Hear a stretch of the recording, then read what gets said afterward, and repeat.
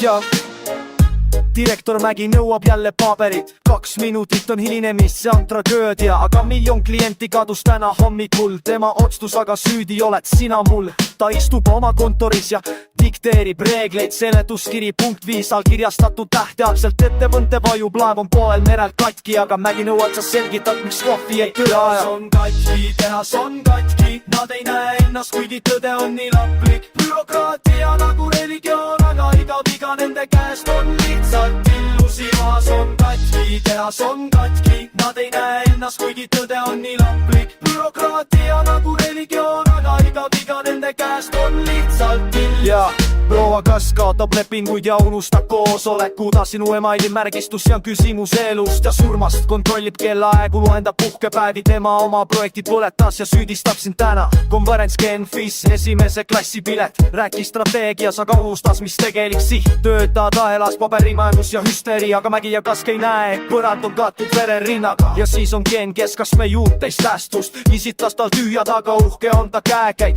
delegeerib kõik, mis nõuab pingutust. Mu tiim on süüdi, ütleb, peidab enda saamatust. Ta käib koosolekutel, räägib võõrsõnu, tegelikult mitte keegi tea, mis on tema töö. 5 aastat ametis, 0 tulemust, aga edutatud sai, sest keegi ei julge öelda tõrks. on katki, tehas on katki, nad ei näe ennast, kuigi tõde on nii laplik. Bürokraatia nagu religioon, aga iga viga nende käest on lihtsalt illusioon. on katki, võib-olla nad teavad, võib-olla nad mõistavad täpselt, mida teevad. Ilm on tugevam kui ausus, kontroll on nende viimane kaitse absurdi vastu, aga tehas püsib katki. tehas on katki, tehas on katki, nad ei näe ennast, kuigi tõde on nii laplik. Bürokraatia nagu religioon, aga iga viga nende käest on lihtsalt illusioon. on katki. homme tuleb jälle seletuskiri, Mägi nõuab posti kingitab, laev vajub aeglaselt